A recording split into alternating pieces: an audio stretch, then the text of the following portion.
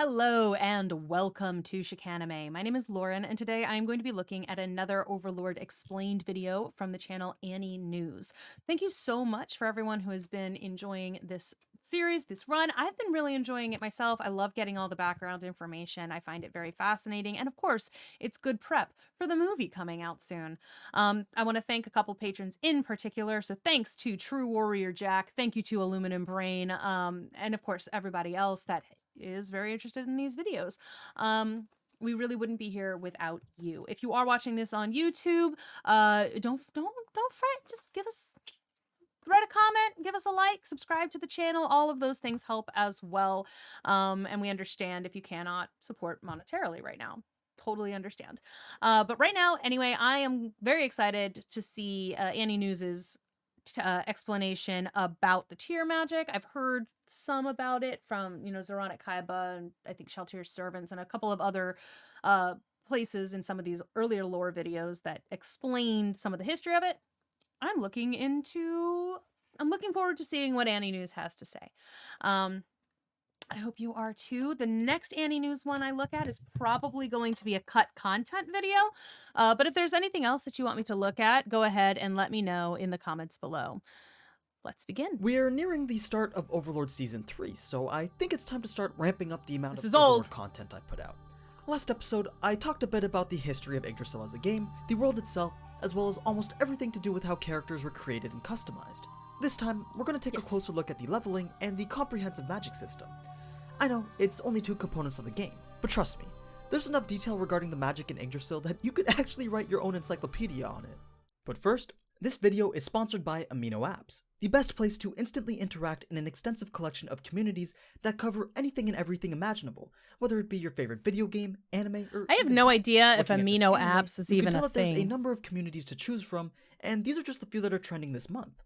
A peek at my current favorite, the My Hero Academia one, shows almost 1,000 currently active members and dozens of active chat rooms that you can just drop into.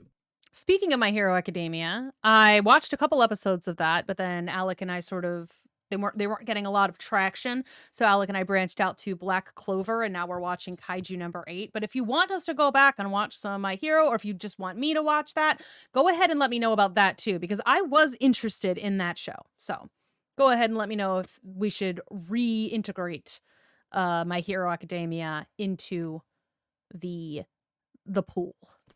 Then there's the numerous fan art, discussions, and polls, which provide many alternative ways to interact. At the thumbnail for one of my upcoming you can go ahead and see. I don't know if amino acid is even still a thing. Videos. Now, let's get back into this one. Amino acids. I think I said amino acids are still a thing. Amino acids are definitely a thing. But by the way, we're doing Overlord, so I have a skeleton. But I don't know if amino app is still a thing. The leveling system. Just a reminder though, we're talking about the world of Yggdrasil here, which differs ever so slightly from the new world in the way that it functions. But as you already know, a player of Yggdrasil has both racial and class levels that make up their total level that maxes out at 100. And just like in any other game, you level up by gaining experience. But also, unlike many other games of this kind, levels gained were neither permanent nor even that hard to come by. That's because when you died, the penalty was a loss of 5 levels, regardless of what level you were. So if you were less than level 5 and died, then your character would literally be erased from existence and you would just disappear from the game. Now, this wasn't meant to be punishment for being trash at the game or anything like that. Gaining those levels back were actually quite easy since experience points could be found pretty much anywhere and everywhere. No, dying was more of a system that allowed players to rework their characters with different class and racial builds so that they could continuously test to find the one that was best suited to them. Oh, that's cool. I really like that, actually. Because I was thinking, D&D, you can have some class and racial features that help or don't. And you can do so much with them. Like, my rogue that I play in my game is, not a super dexterous rogue. I have some dexterity. I'm a level, but most of my stuff is definitely more in insight and wisdom. It's not so much in doing traps and stealthy sneaking around. I think I still have the highest stealth of our group, but barely. So it's but other rogues builds will just put everything into the the stealth and dex and, you know, the classic stuff. I was doing something a little different. Because mine was more acting, like, before the game started, was acting more as a spy master. Um, Mostly because I wanted there to be a good reason in, like, when we were at level 1, why my rogue, who's supposedly been doing it for their entire life, is bad at things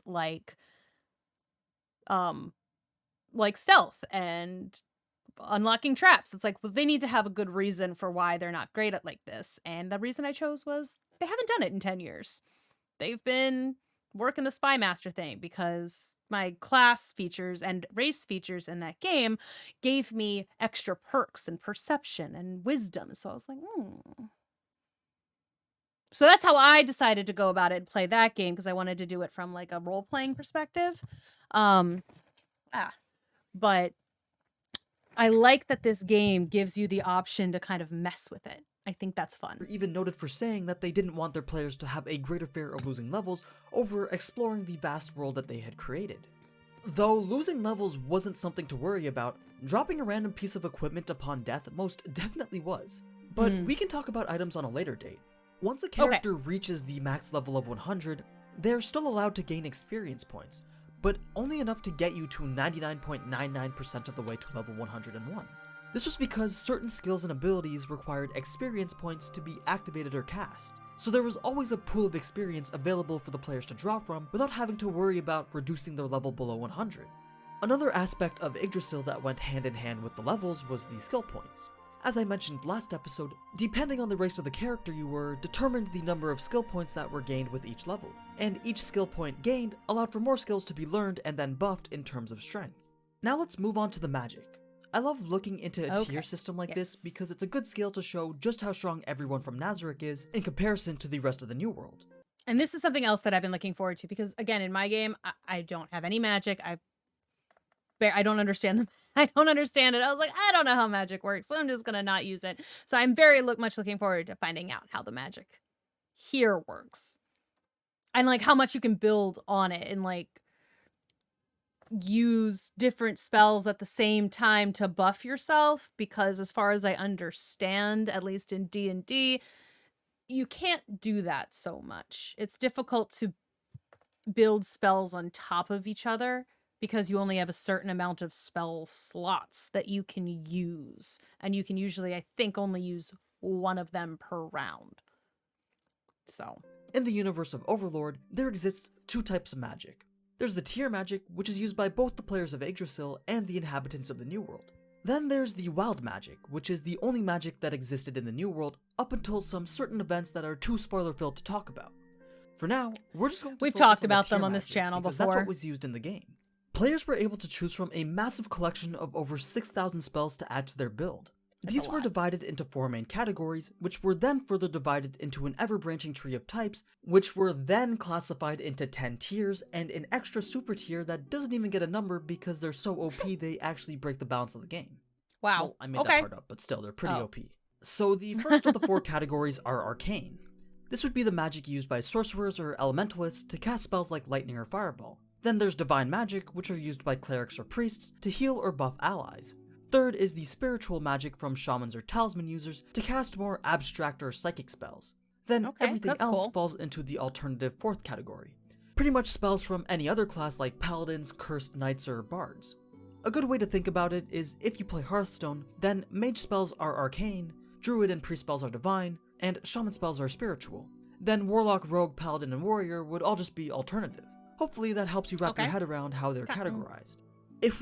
Sort of. I've never played any, like, the only TTRPG I've played is D&D, so all of my understanding goes through something like that. I don't play League or WoW or any of those. I've never even touched it. We get into the tiers now. This kind of seeps into the New World a little bit, but it's really good for giving a perspective on where everyone stands on the power scale.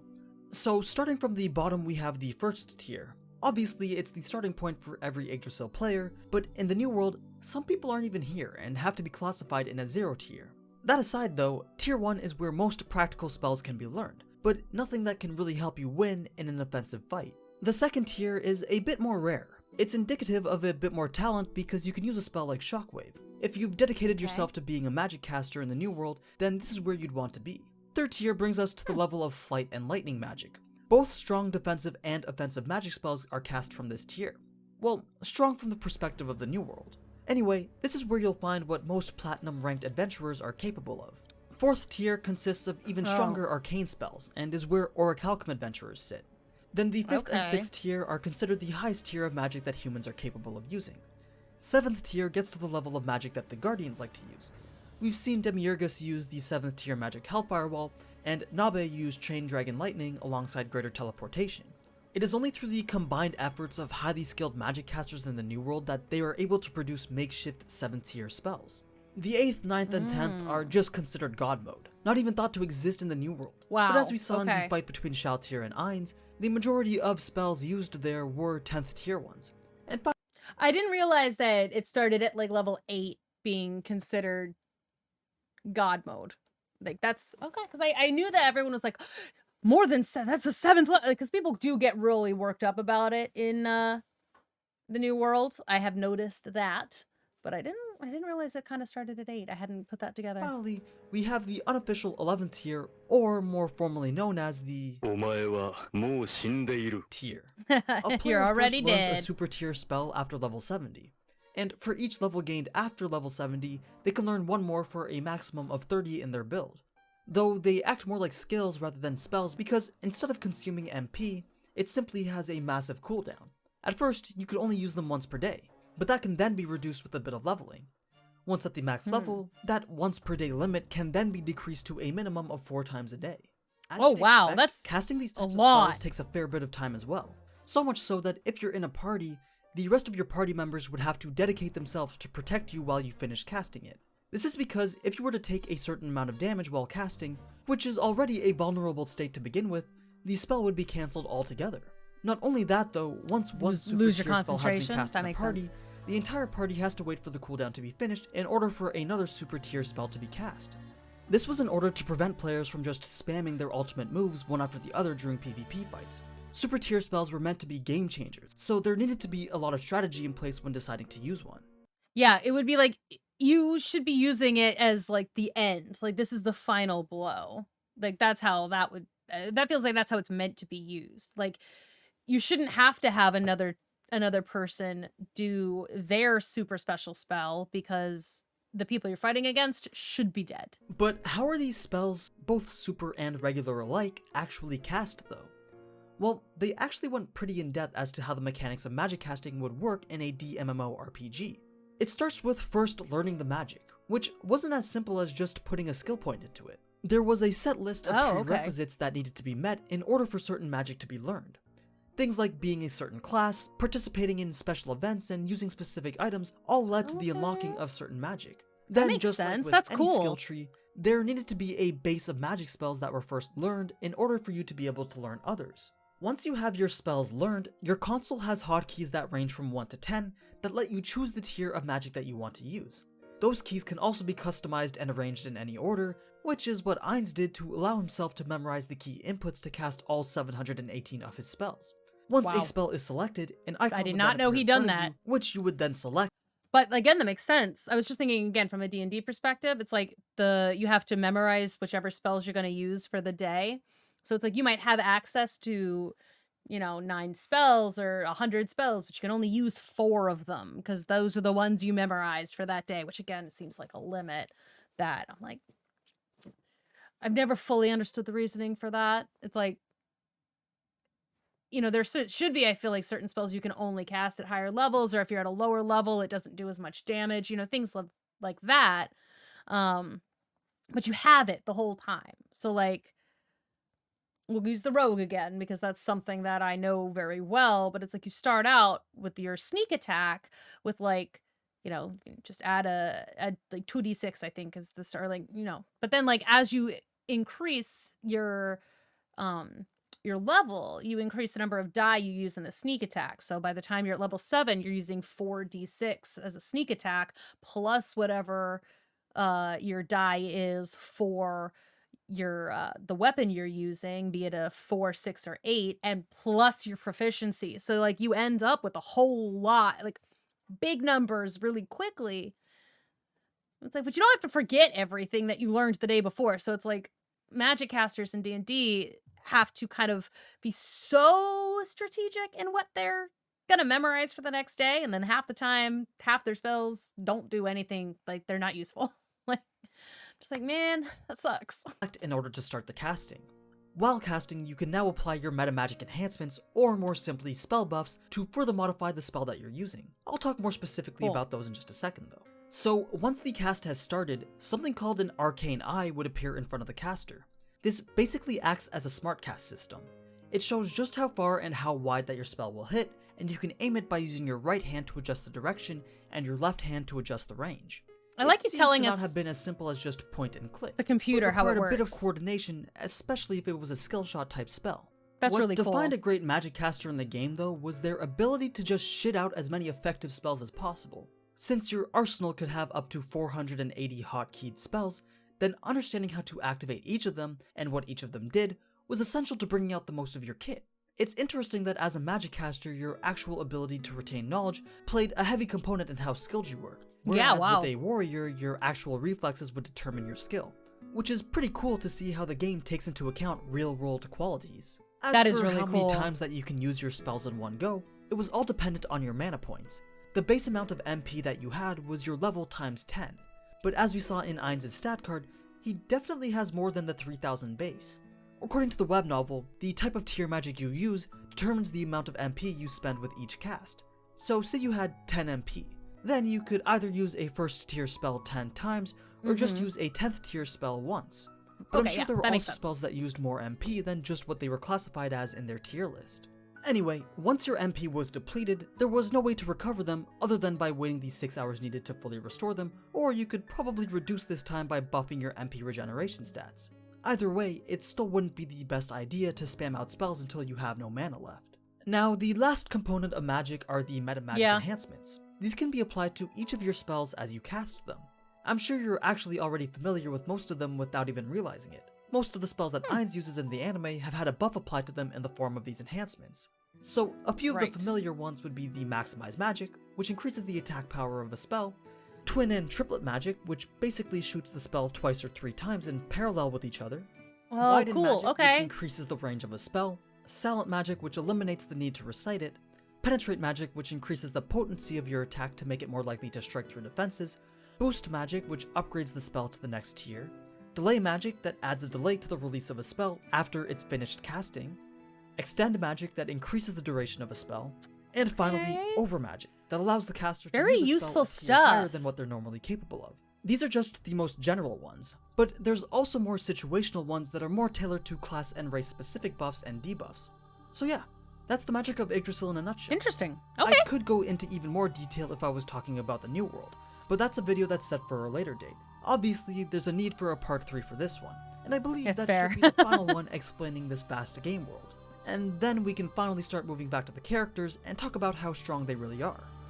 So as always, thank you so much for watching, and if you enjoy this type of anime content, then you already know what to do.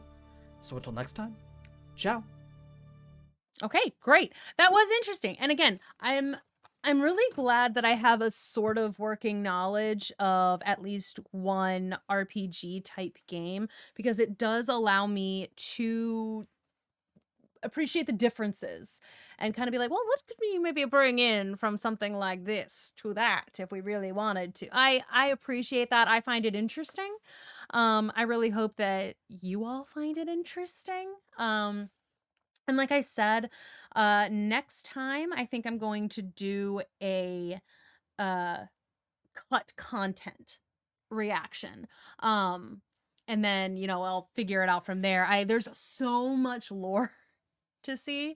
And right now I'm really only releasing these one day a week because I have a lot of shows that are going out right now. On Patreon, we are releasing shows every single day right now, some days twice.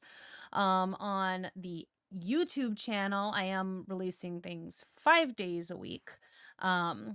And it's a lot. It's also, I have like 6 charts keeping it all straight, like what goes up when.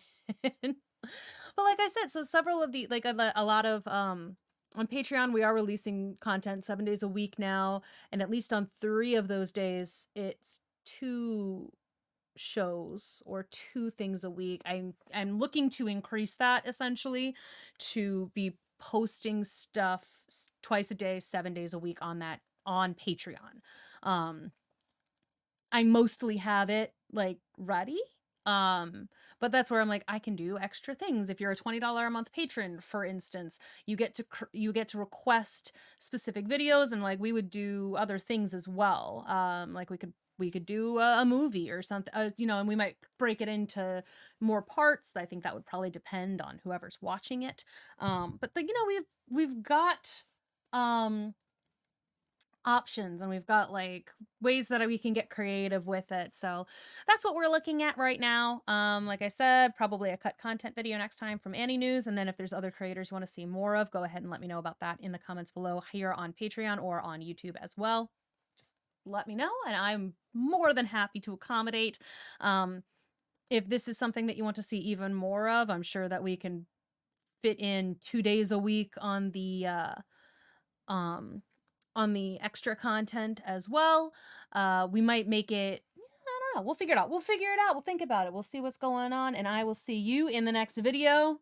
I'm sorry to have blabbered on so much, but until next time, bye-bye.